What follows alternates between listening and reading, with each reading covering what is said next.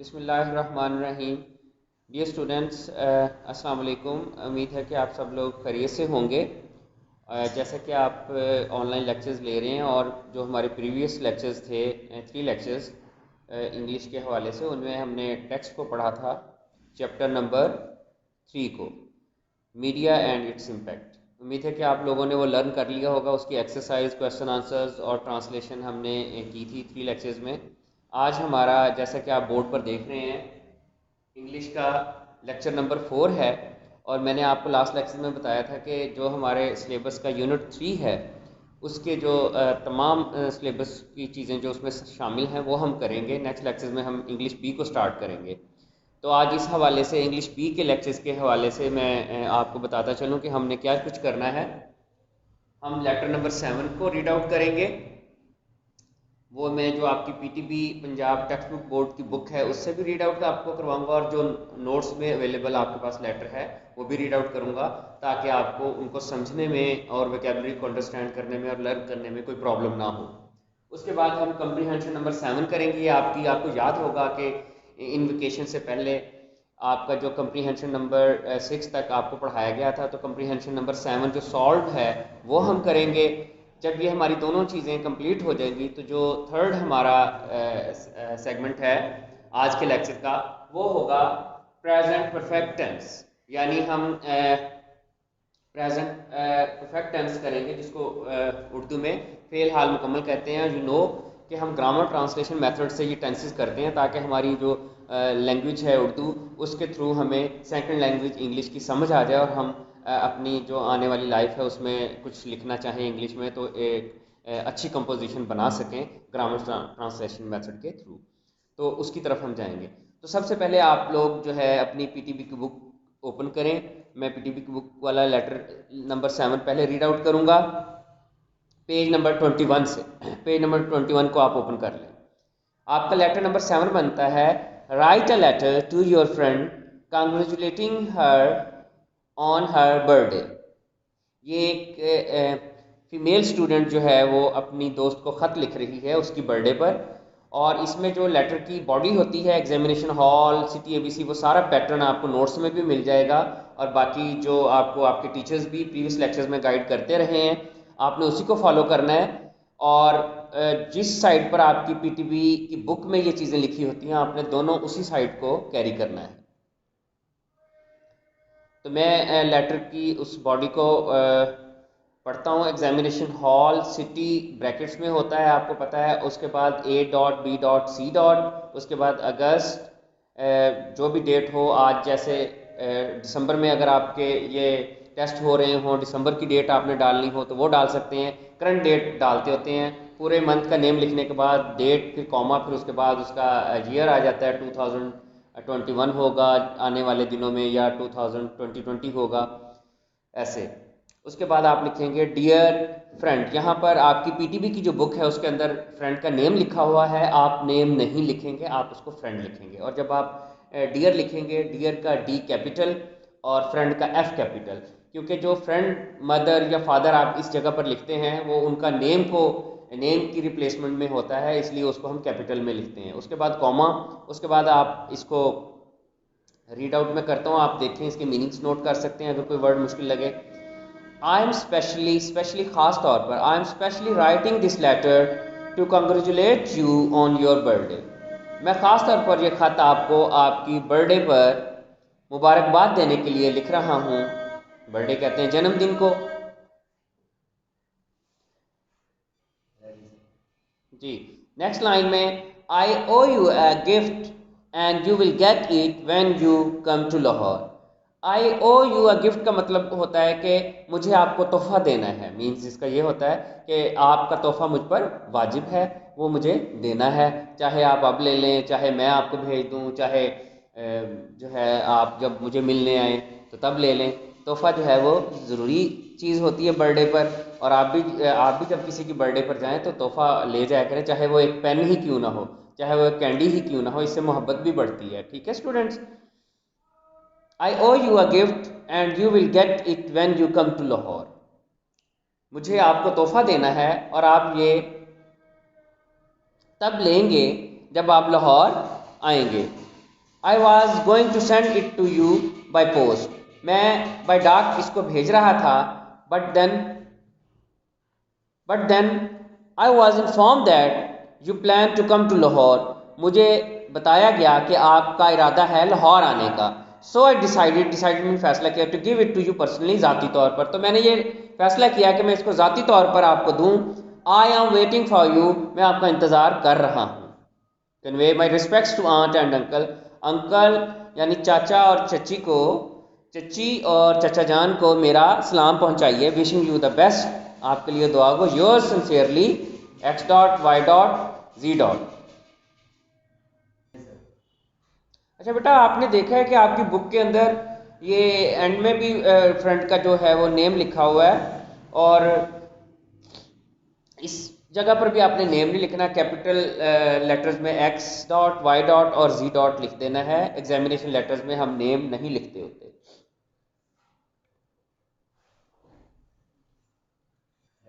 हाँ जी स्टूडेंट्स, ये लेटर था जो आपकी टेक्स्ट बुक में है। वो वाला जो नोट्स का लेटर है मैं उसको भी रीड आउट कर देता हूँ ताकि आपको वर्ड्स जो चेंज हैं उनको समझने में आसानी हो। सेम लेटर नंबर 7, आप अपने नोट्स ओपन करें। इसमें देखें उसी तरह पैटर्न बना हुआ है जैसे मैंने आपको गाइड किया था। इसी पैटर्न को आपने फॉलो करना है। जो बच्चे चेंज करेंगे फिर उनके मार्क्स डिटेक्ट होंगे, वो फिर ऑब्जेक्ट करते हैं कि सर हमारे मार्क्स डिटेक्ट हो गए हैं। तो आप उन्हीं चीज़ों को बेटा फॉलो किया करें जो आपको बुक्स या नोट्स की फॉर्म में मिलती हैं। मैं स्टार्ट करता हूँ डियर फ्रेंड से। डियर फ्रेंड, देखें अब यहाँ पर डियर फ्रेंड उसी तरह कॉमा है, और डियर का डी कैपिटल में है और फ्रेंड का एफ कैपिटल में है। उसके बाद एक इंट्रोडक्टरी लाइन बड़ी प्यारी सी ऐड है इसके अंदर। दो our relationship is a perennial bond of intimate relation. वो कहता है कि हमारा जो रिलेशनशिप है, जो हमारा ताल्लुक़ है दोस्ती का, वो पेरिनियल बॉन्ड है। पेरिनियल को हम इस्तिलाह में फॉर द ऑल सीजन्स कहते हैं, यानी सदाबहार कर लें। मीनिंग इंटीमेट गहरे रिलेशन पर मुश्तमिल है जो सदाबहार है। येट फिर भी, वैन एवर जब कभी, I get any good news from you, मुझे कोई अच्छी खबर आपकी तरफ से मिलती है, my joys no bound knows no bounds, तो मेरी खुशी जो है उसका कोई ठिकाना नहीं होता, यानी वो बिल्कुल बाउंड्रीज से भी बाहर निकल जाती है, यानी बेइंतहा खुशी, नो बॉन्ड्स बेइंतहा खुशी। It gives me a heart winning fragrance, और ये मेरे दिल को मोह लेने वाली खुशबू देती है। यानी वो जो खुशी मुझे मिलती है उससे मेरे दिली कैफियत क्या हो जाती है कि मेरे दिल को वो मोह लेती है जब मुझे आपका ख़त मिलता है। I receive your letter yesterday, कल मुझे आपका ख़त मिला। I received your letter yesterday, ये पास्ट इंडेफिनिट टेंस में फिक्रा बना है। I am glad to know that you are fine, मुझे ये जानकर खुशी है कि आप ठीक हैं। I thank you for inviting me to your birthday, मैं आपका शुक्रिया अदा करता हूँ। Thank you, I thank you, मैं आपका शुक्रिया अदा करता हूँ। For inviting me to your birthday, आपकी बर्थडे पार्टी पर मुझे बुलाने के लिए मैं आपका शुक्रिया अदा करता हूँ। I will not be able to join you because my uncle is returning on the same date after making Hajj. I won't not be able to join you because मैं इसमें शामिल नहीं हो सकूँगा क्योंकि मेरे जो चचा हैं वो उसी डेट में उसी दिन हज करने के बाद लौट रहे हैं। I have to receive him, मुझे उन्हें रिसीव करना है यानी वेलकम करना है।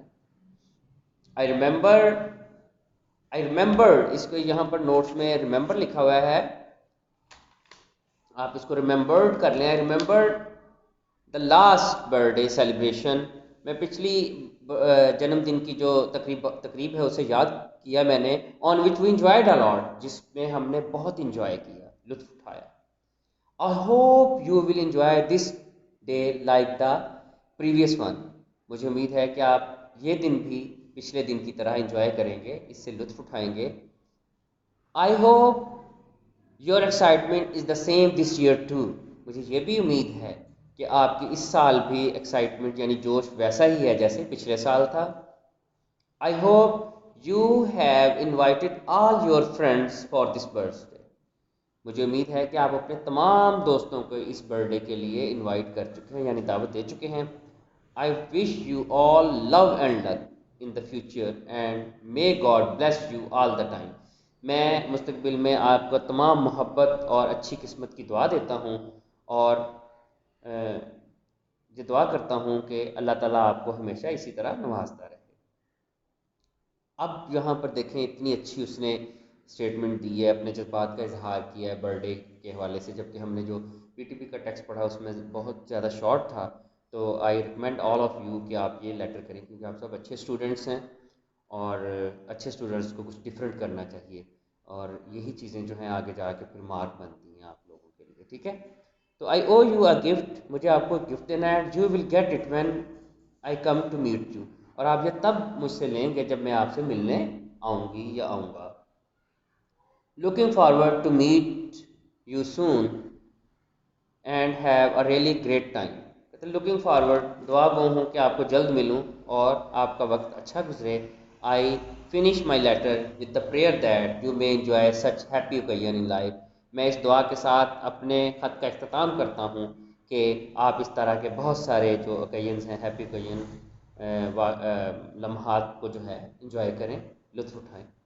Yours sincerely X dot Y dot and G dot, ऐसे इसी तरह पैटर्न में जैसे लिखा हुआ इसको फॉलो करना है आपने। अब बेटा आपने देखा है कि हमने अपने लेटर 7 नंबर की रीडिंग की है, पीटीबी वाली रीडिंग भी करवा दी। अगर कुछ स्टूडेंट्स लेजी हैं या वो लाइक नहीं करते थोड़ा सा लेंथी ऐसे इसको लेटर को तैयार करना, तो वो यहाँ से तैयार कर सकते हैं, उनके लिए इजी होगा। वो इस इन नोट्स वाले एसेज को तैयार करें, नोट्स थोड़ा इजी लिखे हुए हैं, और अगर बिल्कुल ही वो इजी करना चाहते हैं तो फिर वो पीटीबी को फॉलो करें। अब हम आते हैं अपनी कंप्रीहेंशन, जैसे मैंने बताया था कि हम कंप्रीहेंशन नंबर 7 जो सॉल्व है उसको भी करेंगे, वो भी आपके एग्जाम्स का हिस्सा होती हैं कंप्रीहेंशन। तो कंप्रीहेंशन को करने से पहले उसका क्या तरीका होता है कंप्रीहेंशन का? कंप्रीहेंशन का तरीका ये होता है कि आप किसी भी दिए गए पैराग्राफ को अच्छे तरीके से पढ़ें और उसको समझें। फिर उसके बाद जब आपको वो पैराग्राफ समझ आ जाए, फिर आप नीचे उनके क्वेश्चंस को पढ़ें, जो क्वेश्चंस लिखे हुए उनको समझें, फिर उसके आंसर्स सॉर्ट आउट करें उससे जो आपको पैराग्राफ दिया गया, क्योंकि 80 to 90% मटेरियल जो है आपका उस पैराग्राफ के अंदर ही होता है। कुछ आपको चेंजेस करनी पड़ती हैं सब्जेक्ट की या ऑब्जेक्ट की या कोई टेंस के हेल्पिंग वर्ब की, जिससे वो एक मुकम्मल क्वेश्चन जो है वो बनता है।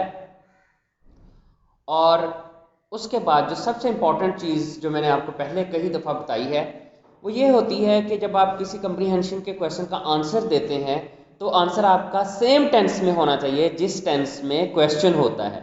अगर आप उसका टेंस तब्दील करेंगे, फॉर एग्जांपल क्वेश्चन आया है प्रेजेंट टेंस में, आप उसका आंसर दे रहे हैं पास्ट टेंस में, तो वो क्वेश्चन का आंसर फिर रॉन्ग होता है, उसके मार्क्स अवॉर्ड नहीं किए जाते। इसलिए आपने इस चीज़ को जहन में रखना है। अब मैं कंप्रीहेंशन नंबर 7 पढ़ूंगा, उसको गौर से सुने समझें, और उसके बाद मैं मीनिंग्स भी साथ साथ बताता चलूँगा। फिर हम क्वेश्चंस पर जाएंगे और देखेंगे क्या राइटर ने या मैंने जो आपको इंस्ट्रक्शंस दी हैं किसी कंप्रीहेंशन को करने के लिए, आया कि वो चीज़ें जो हैं आपके लिए ईजी हैं, आपको समझ आ गई हैं, आपने उनको फॉलो किया है, और क्या टेक्स्ट बुक के राइटर ने जिसने वो क्वेश्चन बनाए उसने भी उस चीज़ को फॉलो किया, हम ये भी देखेंगे।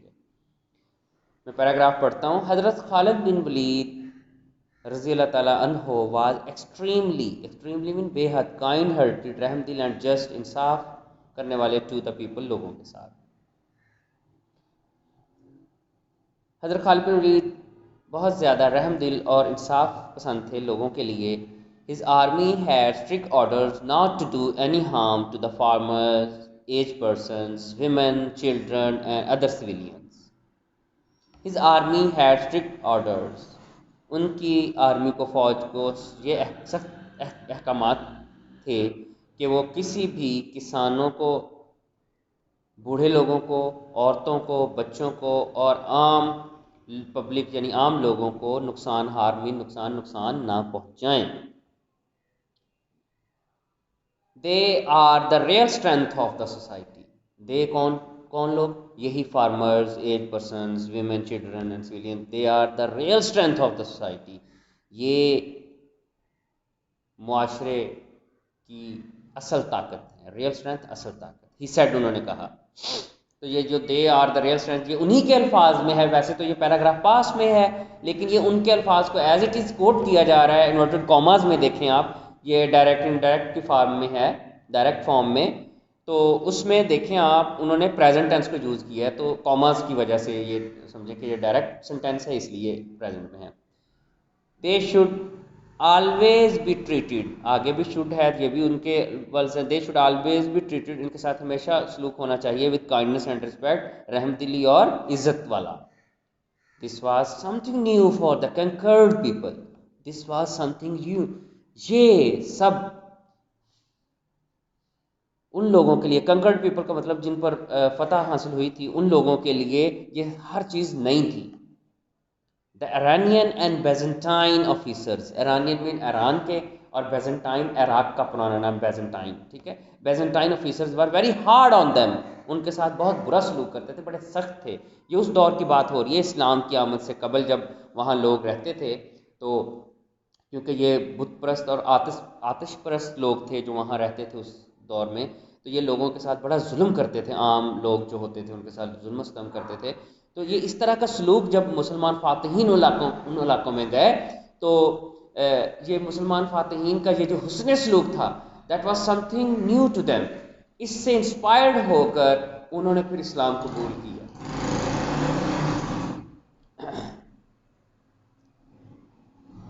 Who felt very happy now, who felt very happy, ये सब कुछ उन लोगों के लिए नया था जो फतह हुए थे।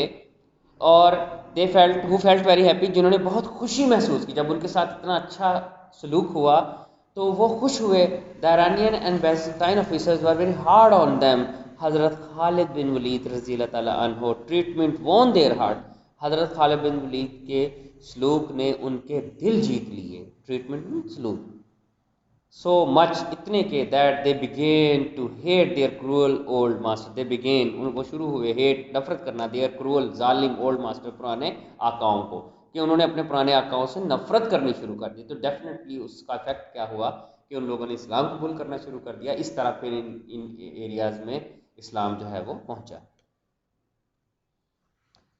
तो यहाँ पर 6 क्वेश्चंस दिए गए हैं। अब हमने पैराग्राफ को बड़े अच्छे तरीके से अंडरस्टैंड किया है, उसके मीनिंग्स वगैरह।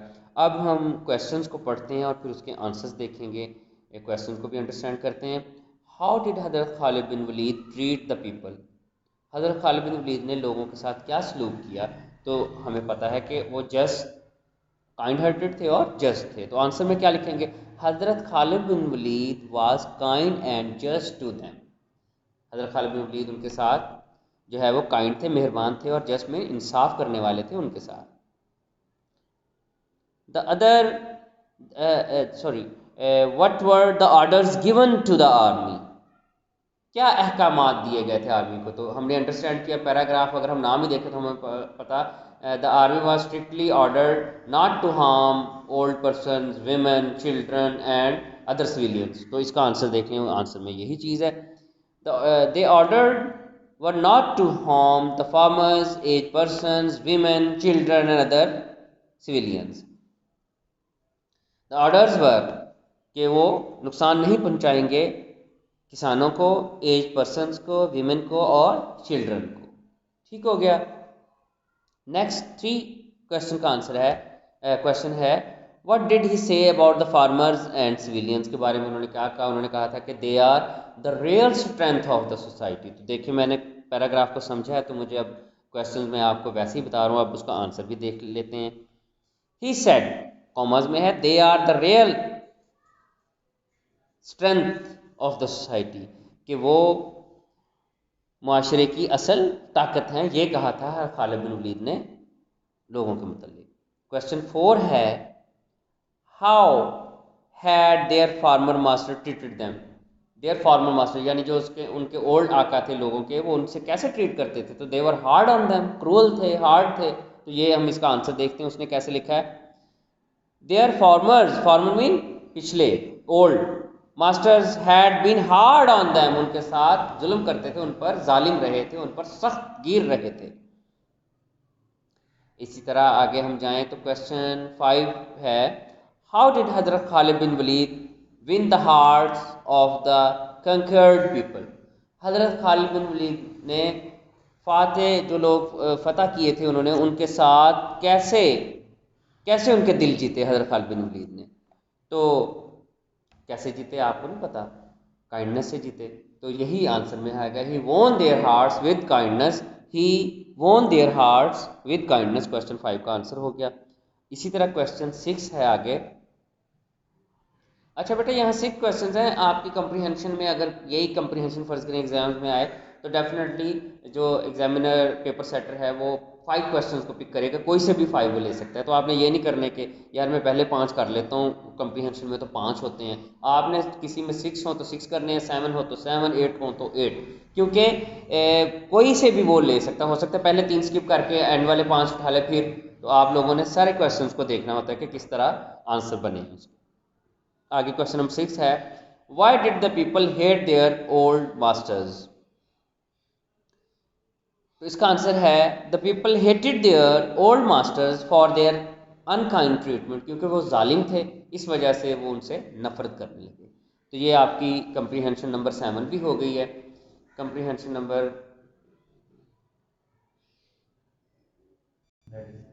नंबर 7 आप लोगों ने अंडरस्टैंड कर ली।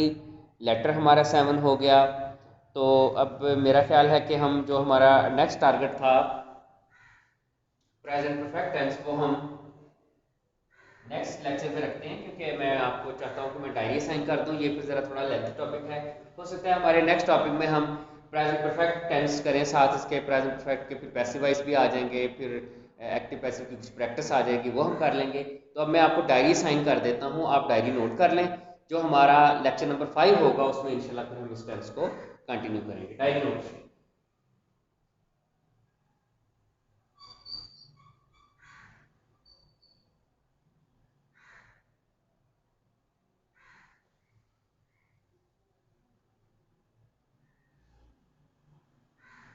जी, आपने लेक्चर नंबर, ये जो आपका लेक्चर नंबर 4 है, इसकी डायरी आपकी बेटा है। लेटर नंबर 7 आपने लर्न करना है, कंप्रीहेंशन नंबर 7 को अंडरस्टैंड करना है, लर्न करना है, और फिर इनकी एक दफ़ा आरपी कर लेनी है। इंशाल्लाह ताला ये आपकी चीज़ें तैयार हो जाएंगी। तो नेक्स्ट हमारे कमिंग जो लेक्चर्स हैं उनमें टेंसेस और बाकी लेटर और कंप्रीहेंशन की तरफ जाएंगे। तब तक के लिए अल्लाह हाफिज़।